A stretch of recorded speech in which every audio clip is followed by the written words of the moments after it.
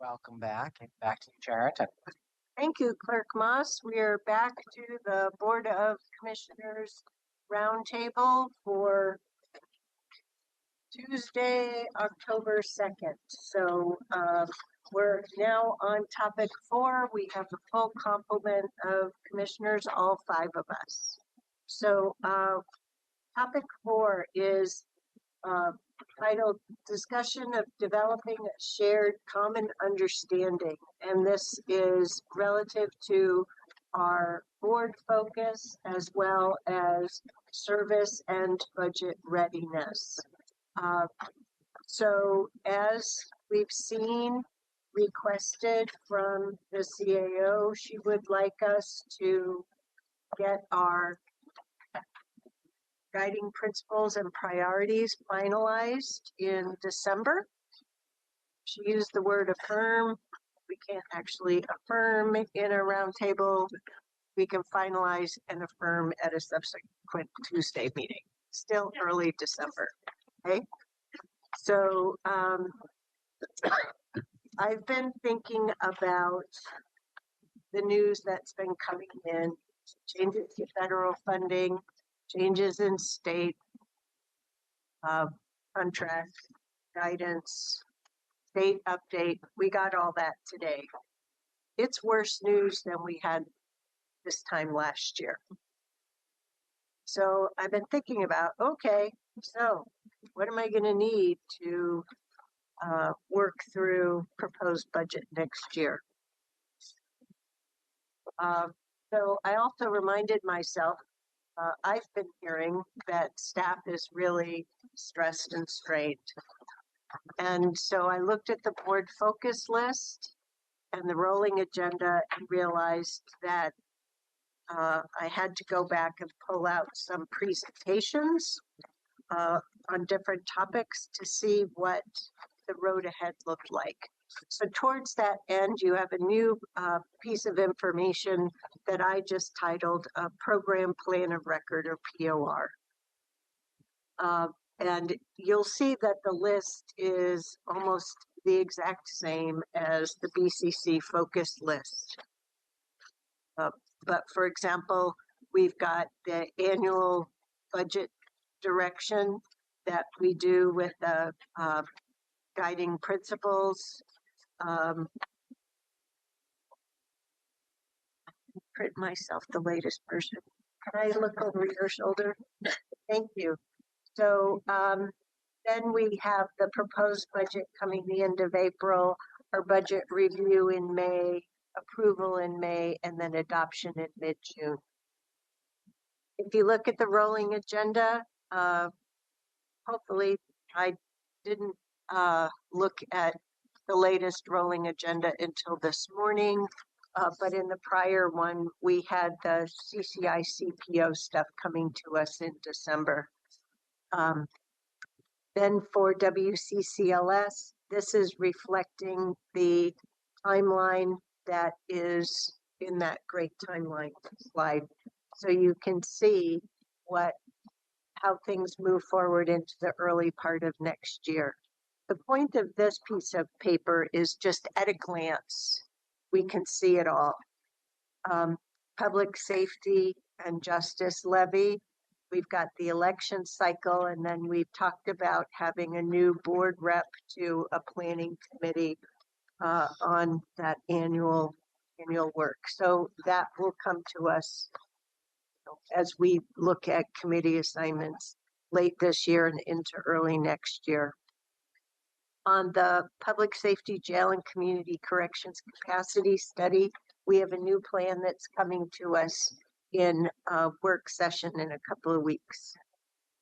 For the general revenue options, resilient transportation funding options, those presentations each laid out a phased approach. We're in phase 4 for each of those.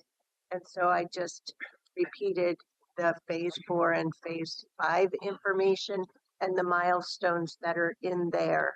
We do have a work session coming in December, but I don't know if phase 5 is on track or not. So, but we'll get better information December 9th. So work to follow. On the LUT ordinances, this is the same list that was on the BCC focus list and in the work plan. But you can see this is the one area that takes us into the third calendar quarter of calendar year 26. The museum asset and documents plan, we will be getting an update at the November 18th work session now in our rolling agenda. I didn't see that until this morning. The SHS status, we've got a work session coming on that in December, so it's essentially on hold until we get more clarity. So, management initiatives, this is just reminding us that, you know, there are 2 more new union agreements still under development negotiation, and that big old class and comp system work continues too. I didn't put the ERP in here. We know it's coming, going live December. And I don't know if there's other work into the first part of the year that we need to be reminded of. No, okay. So then you'll see, just like in the board initiatives, federal and state contract and funding.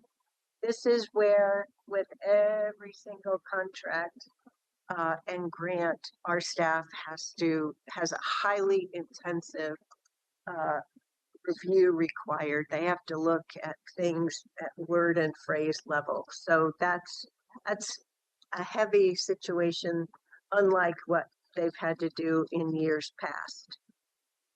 Then we have all these updates coming from the federal and the state with regard to the likes of which we've never had to deal with in prior years. So, you know, that staff has a lot of work to do there. They bring us the best information they have, but, you know, there's a big body of work that goes on riding these waves of uncertainty and these layers of uncertainty. I think of them as waves of change. And then the last section is just our normal staff review. I will mark this one old so I don't refer to it again. So we know we've got the latest version. You've got the old one there. This one was it's dated so October 1st. I mean, yeah. why say that? Okay. For all of us. Yeah. Our spots. Yeah. I just wondered if maybe she had updated it since you had. No, what I did is I updated it late yesterday and made copies for everybody else except myself. Okay. That's all. I just didn't put it in my pile. So, okay. So, the reason I wanted this discussion was for us to really think about what information and what level of discussion we might need to be present in our brains as we move forward with budget activities. So what I did as one of 5 is I looked at our guiding principles and priorities from last year. And I also went back, as you heard me previously say, and I reread the budget summary and the reduction list. And I had the learning that we said we would do more with less, but we didn't stick to that because the budget did reduce some service areas, but the budget actually outlines how we reduced staff, and yet some of that work is spread over the remaining staff. And so I went through that and mentioned it at a prior work session. And now we have these clear headwinds that we have with state budget cuts, federal rescissions, and federal change. And so I sat back to think about what do we need to do. And so in your packet is a sheet It looks like this minus all my yellow marks. You can delete the second bullet.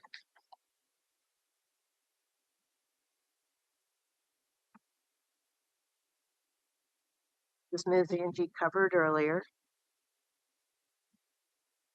You do know that local property tax revenue growth does not cover county government service delivery costs. We had that last year as well, and I've gone back and I have with me here the November forecast that we got last November. And bottom line, it's not looking pretty. Federal funds are uncertain, so we may have to identify which we are absolutely counting on to receive, and others where we may have to realize are fundamentally at risk at no fault of our own. You know, that's the article in the Oregonian today about changes at the federal level for voucher impacting, who gets to stay in the stable housing we've all worked so hard to put them in. State funds are very uncertain, and good for us, unlike with Multnomah County and the way they do budgeting, we don't count on hopeful revenue. So we're not having to go through the budget rebalancing that Multnomah County is having to go through, and that we also see the city of Portland going through, as highlighted in media articles, because hopeful state revenue didn't come through the budget. So kudos to our management team on that. Once again, I'm thinking about how we are going to have to look at our service portfolio and really prepare our brains for having to do less with less. And it's not a situation any of us wants, because fundamentally, we provide services that help people in our community. I also went through and looked at the county service level assessment information and really struggled with the information. We have it, Appendix A and B, but then there's the full tool. So Marnie has taken that, and staff have taken that information and prepared a couple of different views and provided it to me this morning. So I'll look at that, and I suggest we look at it at our October 30th roundtable, because we're going to have to really wrap our heads around. Well, I'm suggesting we wrap our heads around it, because if we don't do that, I don't have confidence in the level of guiding principles and priorities that we gave Ms. Angie last year. I don't see us just warming those over and refining them a little bit, because as the budget officer to put together a proposed budget, she's going to have to work with staff on scenarios that are harder than last year. So I've tried to think ahead, and what kind of direction might we be able to give? Okay, so I have internalized today that we don't necessarily have to give that change of guiding principles and priorities in December like I previously thought. But I do know that we like to be thoughtful in our direction. I mean, look, we've just gone through 3 different work sessions on, or is it 4, on the libraries and governance. Okay, so I don't really feel confident that just having an October 2nd, a November, early December, and early January is necessarily going to cut it. We're going to, I think, have to do some more work on guiding principles and priorities. So your vision for this would be that we get to a revised set the guiding principles and priorities based on the sort of this year environment that we're in. Yeah. Okay. Yeah.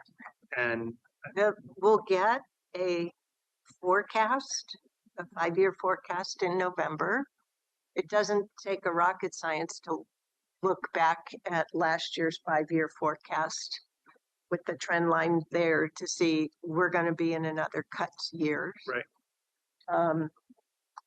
And so I'm just trying to think about how do we go through that? I don't have, my first answer was, okay, if we have to have finalized guiding principles and priorities in early December, that's why I asked for an additional roundtable. I can't get another one in November because you're on vacation, and I know you're going to want, in order to do this, you're going to want to be here. So we either go with that program or we adjust and we'll do further work through November, but it's going to take us into January.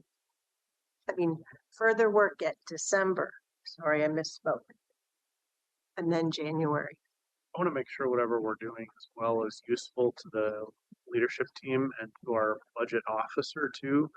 And I know that she definitely wants guiding principles and priorities. What would be, like, if we're comparing the type of content that you got last year, not the exact content, but the type of content, is that what you're hoping to have again? What would be ideal for you to have from us by early December? That's the same and or different as last year. Can I let you ponder that question for a minute and come back to it?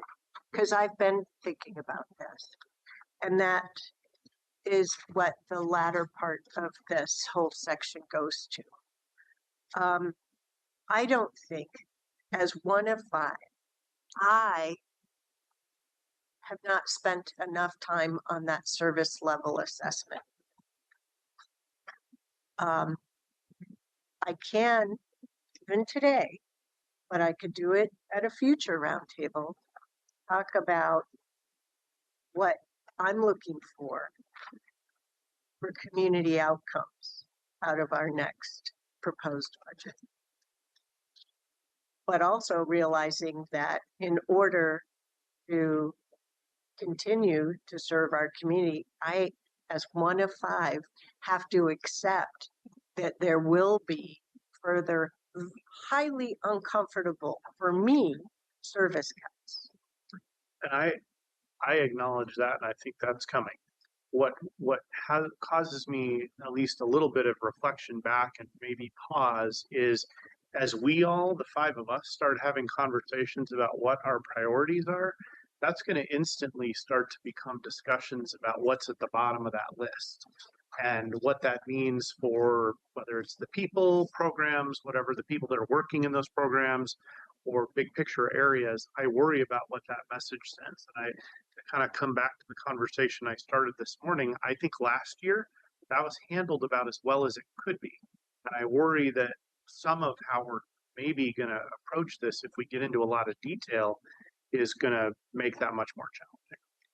And so where my thinking has been is we could go the route we did last year, which worked very well for us, but it also meant that it certainly passes the buck for me because I don't have to worry about it. I can just consume it when it comes with the proposed budget. But what we didn't have a lot of because we didn't have time for, we had to adhere to the budget laws. So between April 27th and our first true budget presentation meeting, we weren't, as a group of commissioners, necessarily aligned on what those service levels were going to be. We did a really good job of it, accepting what was there. I don't think we're going to be there this year. And that's why I'm trying to figure out how can we make sure we've done a little bit more work than last year? And part of it goes to that service level assessment on mandated, and even what level of mandated I'm willing to back away from. And but having that discussion as a board versus even one-on-one with Ms. Angie. It involves risks. So go ahead. So diving a bit deeper into the service level assessment and having a format that can be more accessible for the 30th, I think is a good step. The service level assessment illuminates what we're required to do and what is discretionary. And I think that's helpful for the board to understand. I'm going to reflect back on some points in time. Chair, I'm going to reflect on the amendment you brought forward of West Slope Library during the budget process. And that was related to using countywide resources, property taxes for countywide services. And the general fund was subsidizing West Slope Library. That was brought forward through the right process. And it could be where you're giving more direction up front on certain services you want us to look at differently, such as West Slope Library. And I'm just using that as an example, because there are potentially other services that could be turned back to the state or to other providers. So I think the art in this is having it in a way that is not saying we are just eliminating those services, but this is exploratory. The board is trying to understand further understand what services deliver and why. So I think there is absolutely value in that exercise. Where I get right now,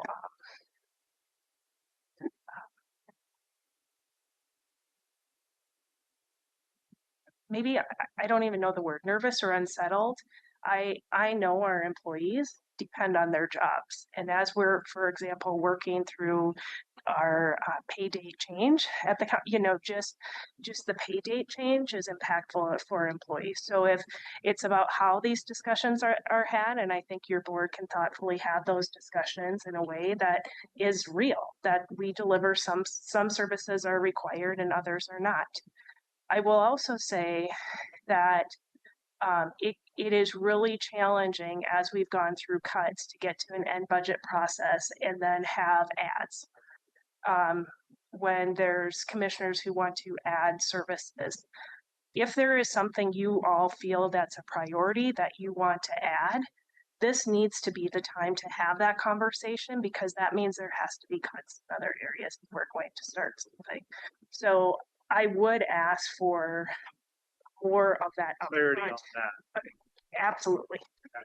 And I know things change through the budget and there could be something new, but coming in at the end and adding after we make cuts is really challenging.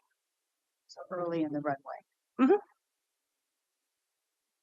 And early being like Well, Between that, I want to emphasize, if you're adding something, that means we have to suppress. Yeah.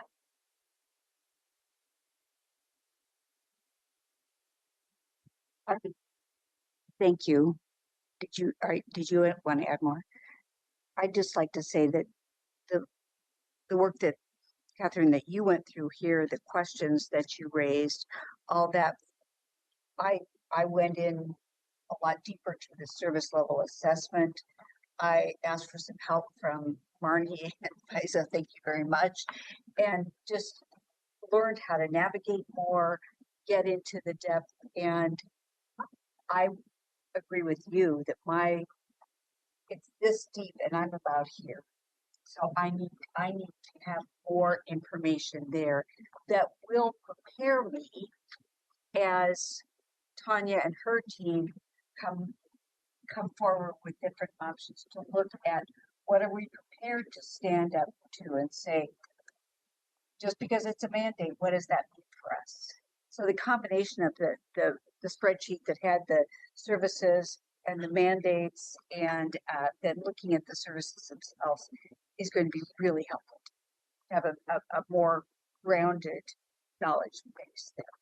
And I think for myself, before I can support a set of guiding principles and priorities, I need to be able to understand it.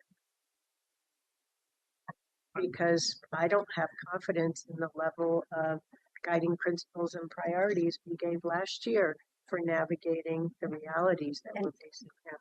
So, One change in guiding principles could be the fact that we examine the root cause of the mandate. That's, I'm just saying that's an example. Commissioner Treese, you're helping me, I guess, think a little bit about how to frame some of this. And as we go through this, it seems like one of the ways to frame it is like, what is required that we're maybe doing better than we need to? That's part of what's in the service level assessment. So to me, coming out of this, there may be buckets like, we're going to keep doing it, but we're going to do it a lot less well. Or, we're going to do a C. B level. Yeah, B level, C level, or is there something we're just going to stop doing altogether? Maybe even if it is mandated, like what's the, if it's not that important, but it's mandated or it's important to someone else and not us and not our community, then maybe we ask Alex what's going to come of that, if we just decided. So I'm just thinking about maybe there's a framework or a way that we rank those things in bigger buckets. Stuff we're not mandated to do. Is it important to the community? Do we want to keep doing it? And that'll be harder. Like the bar, the threshold would be higher for me if it's not mandated. there aren't very many that aren't mandated. I know. There aren't very many that don't have requirements. I think there's another avenue in your list of thoughts there that we're going to only have funding to serve a lot less. Yeah, some programs that exist now will be smaller. Much smaller. Yeah. Or some small to much smaller. It's also the ROI, the cost to benefit that we have to be aware of as well. And so that's why in the questions that I phrased, there are really these key statements around, community outcomes, our workforce outcomes, because we have made improvements, but we still have a ways to go. Approaches to, exploring, changing our service levels, just a lot different ways of exploring it. I don't think there's one size that's going to fit all categories. Totally. So, yeah, we're going to have to give more direction. Than my fundamental belief is we're going to have to give a different level of direction than we've had to give before. I don't know how to do it without having the right tool set to look at the existing community service level assessment information. It's the best we've got, and staff has no bandwidth to produce new material. Yeah, and I don't think we should be asking for that. And from my just a couple examples. And I'm giving these examples without any prioritization or assigning value. We are required by ORS to operate a jail. We are not required to have any programs or services within the jail. So we do not need to offer GED services in the jail. We do not need to have a community correction center. I could go on and on, but those are the types of things I'm once again not placing value. I also, as you go through this conversation, we do not have the funds to backfill the loss of any federal or state programs at this point. So I would just as I kind of I shared those as facts, not judging the value of one or the other. We all can internalize different values to that, and also uncertain. I would just encourage you to have it really a matter of fact. What are we required as a county government to do? I say that because our community expects a lot more or wants more than we actually have to be able to deliver today. It's fair to say they expect it. Yeah. So I'd like to respond to what Catherine said earlier. That's okay. That I'm not certain for me at this point if I think that we need to give more direction, but I can tell you that I need to be a better thought partner. And I think that to me, that's where I am going to value that. And maybe it's nuanced here, Chair, that it's I can give better feedback, and if I am better prepared through a deeper understanding of our SLA, to have a deeper understanding of the mandate required, just like Tanya described now. I don't know that I could have articulated that we're required to have a jail, but we are not required to have the other programs. I couldn't tell you what programs might or might not be required within that. So we have a history of doing that. That doesn't mean it's a requirement. So that's where I want to be better educated to be a better thought partner with our budget officer. And that may be also under more direction or being more direction earlier in the process. yeah, and have a more affirmative stance and better understand. I don't know that I'm far from what you're saying.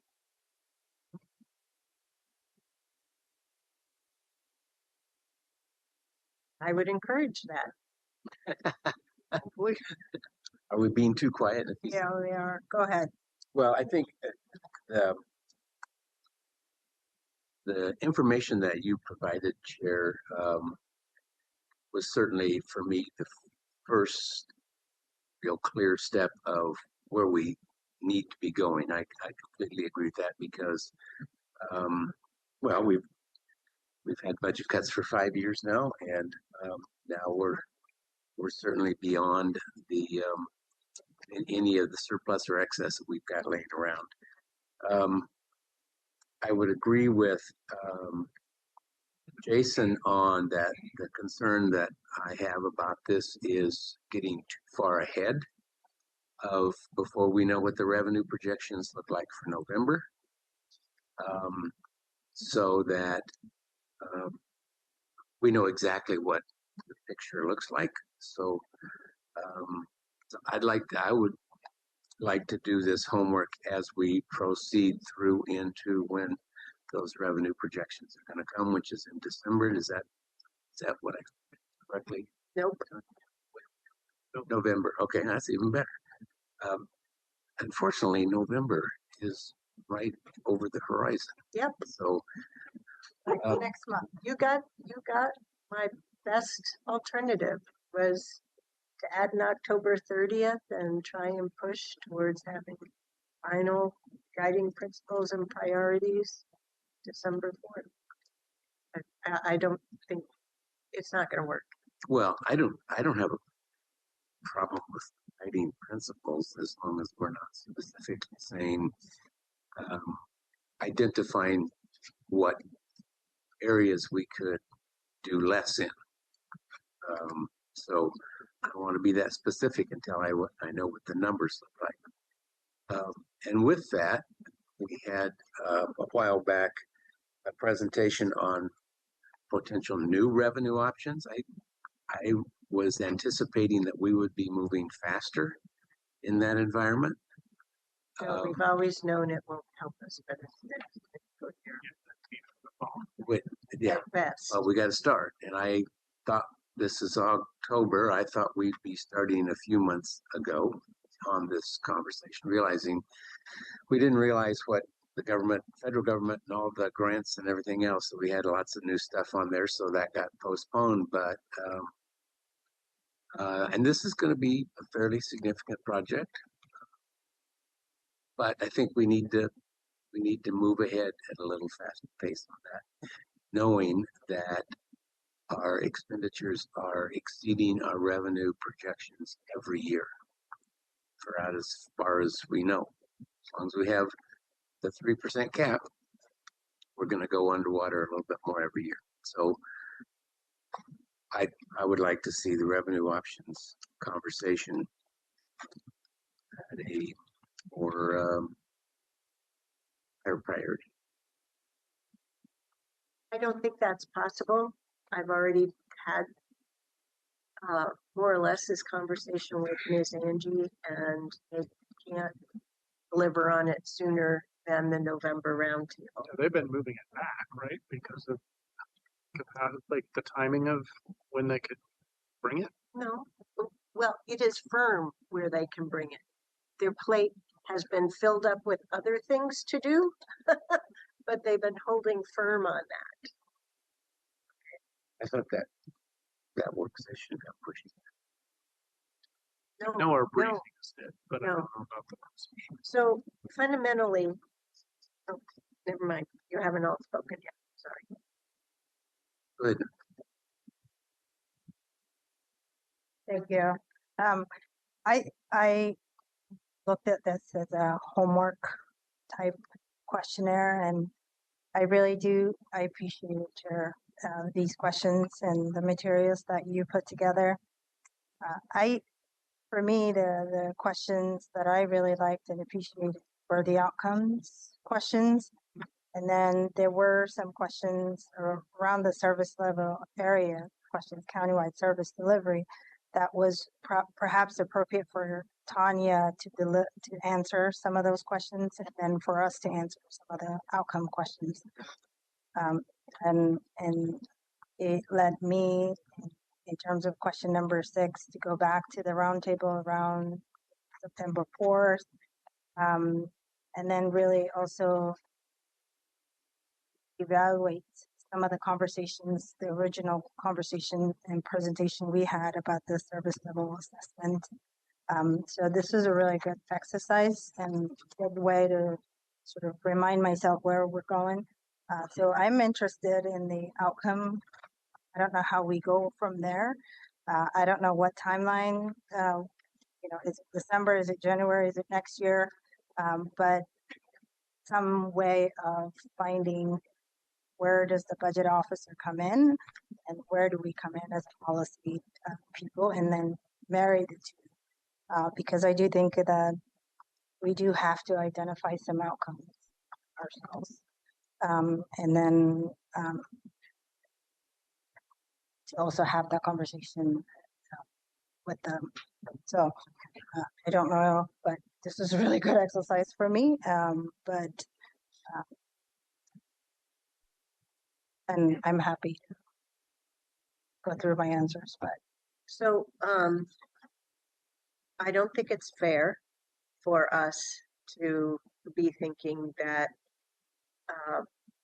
Ms. Angie needs to present us with options at this juncture on changes to service level. no. Here's why. We are the board, and we have to have these conversations with one another and provide board direction, not 5 different sets of direction to Ms. Angie and for her to figure out how to reconcile that. I think one point that all of us agree on, but it hasn't been said yet, was all of us, I believe, agree that we know our services deliver for people, whether they're people who live here, or people who work here. But at the end of the day, it's about people. And with the costs and with these layers of uncertainty, it's changing our ability to provide service.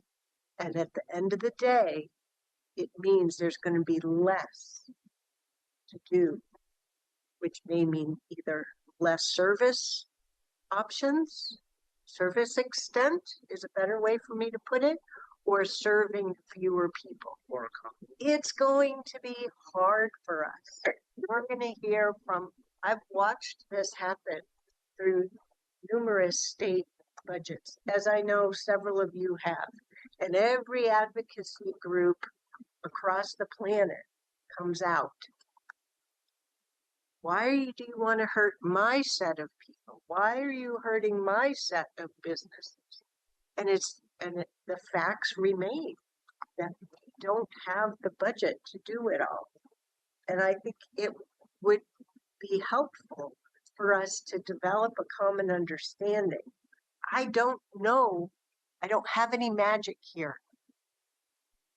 But as I have looked over and over and over again on last set of guiding principles and budget priorities, they're not speaking to me at all about how ultimately our budget officer and her staff are going to make proposals. One option for me is to just not worry about it, and they'll go through the meat grinder, and I'll be there at the end to pick them up off the ground, thank them very much, and help them regain. But my other school of thought is, how can we look at our service set and look at the potential degree of change and say, you know, here are community outcomes that we want to keep. Here are service level assessments for service areas where we're going to stay with the mandated. But these are other ones where, like it or not, because they're going to be like it or not, we're not going to like them. But I know we have it within us at the end through adopting a budget to make those changes. And I've been asking myself the really hard question in this time frame of how can we provide enough direction so that we've softened the blow to our leadership staff as they go through the meat grinder. It's going to be a meat grinder. My mom had a physical meat grinder right before there were food processors. So that's where that expression comes from. And so that's why I thought our having discussion about this might help. Can I jump in, Chair, and say, you know, one of the things, year 5, one of the things I appreciate this, I'll take your analogy, the meat grinder that Tanya and the team go through is some of the direction we offer is, say, 3 different scenarios. Hey, Tanya, scenario 1, 2, 3, and I know that there's a lot of work that goes behind the scenes to come to distill those scenarios and to figure out, but it does, I think, does provide a level of comfort to have the budget officer to do that meat grinding, and then we focus on the outcomes that we like to see in the community, in the workforce, and in the service delivery side of it, because then we're not politicizing what services, and it doesn't get political. So that's the side I appreciate.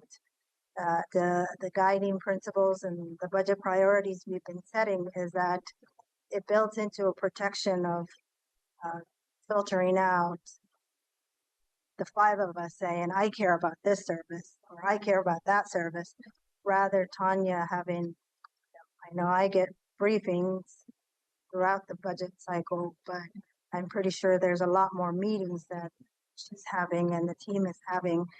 So it provides me a comfort to say subject matter experts are really deciding how to minimize the impact to the community, knowing this is the budget, this is the priorities from the board side of it. So that's where I was coming from with this homework, to try to figure out how do we keep the structure we have right now with the budget officer, but then also beef up the role and the level of engagement in the discussions, and then sort of guide the Board of Commissioners to stay on outcome level so that, you know, we're assessing our budget in terms of the outcomes to the community. So I think that's how I see the budget officer as opposed to the board.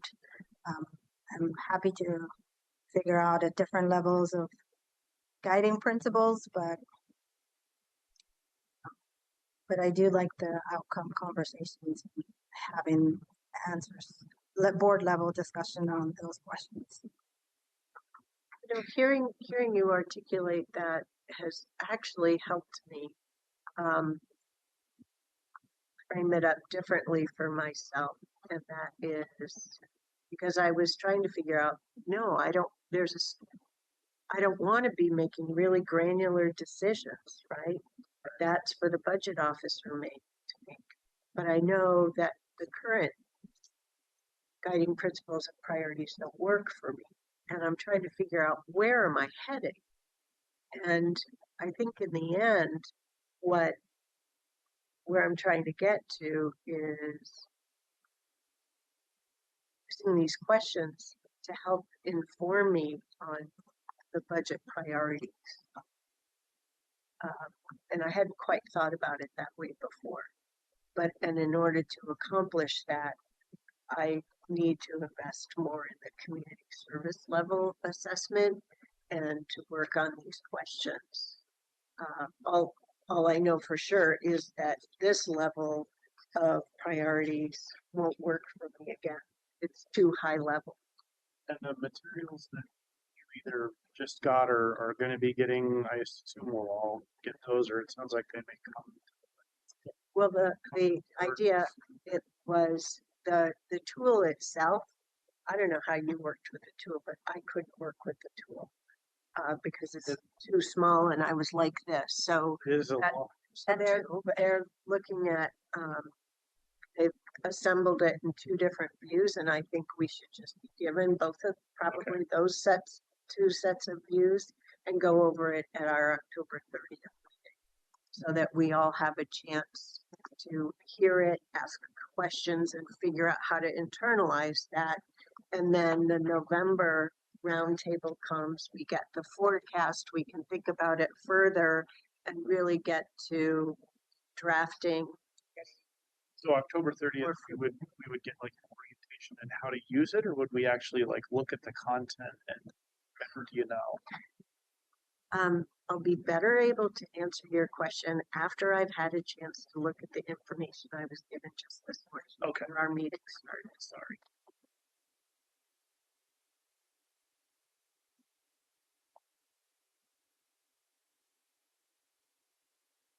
One of the questions, 8.1, are you willing to dive into? That's a yes for me.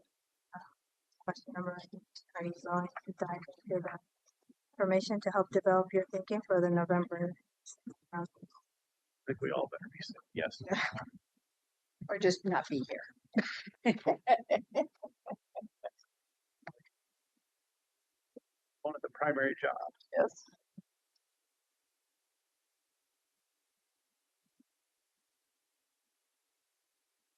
So that's the idea. That's the one. This is a good start. I just want to, through this whole process, I want to make sure that we're focused on things that you as budget officer feel will be value add. So if at any point between now and December, you feel like we're headed on a track that's not going to be helpful, I'd want to know that right away. Like, call it out in a meeting. So are we? How do you have a presentation on the state of affairs for the federal government and the state of affairs for the state government and not understand that it has an impact on staff? I mean, come on. I am just So- asking from the standpoint discussion. And I appreciate, the focus on outcomes. And this is just my lens right now, and I typically try to have a glass half full, positive, optimistic, but we are not getting news of new money coming in. We are getting money lost.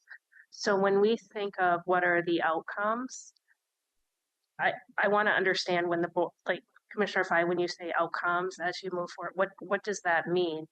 Because what I'm seeing from my role is that we are having a reduction in community outcomes or lower To me, it community means outcomes. which outcomes are going to be worse. Correct.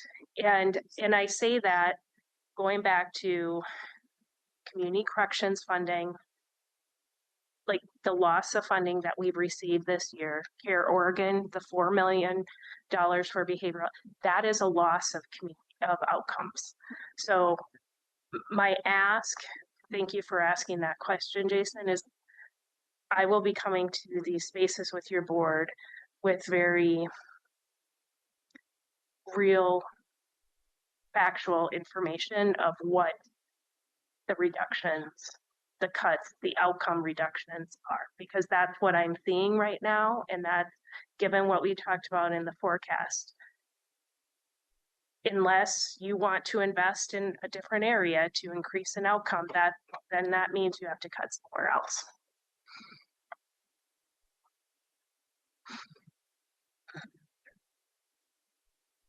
And I think the chair said something that resonated with me early on too in this discussion, and that is that we need to have these discussions so we are best prepared for the advocacy people that we will hear from in relationship to these instead of outcomes, maybe results of our necessary reductions.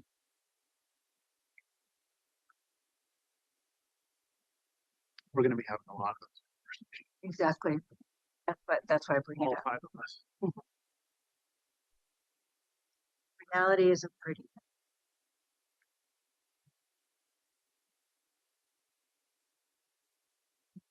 Lipstick on a pig, but it's still a pig. I So, don't think I want to waste my lips. I know. So I don't have anything else to present for today. Thank you for putting this thought-provoking Yeah, I would definitely, exercise on the radar. this definitely gets us started. So thank you for all the work that you put in on this. And there is a lot of work. I'm done with processes. Not just for today. Okay, well, without further ado, Can I double check the process? of course, Before you adjourn us, October 30th, we're coming back. that's the plan. I did my homework. But you'll also have further information to take a look at and come prepared to walk through it, but also have discussion and questions about what you think it tells us.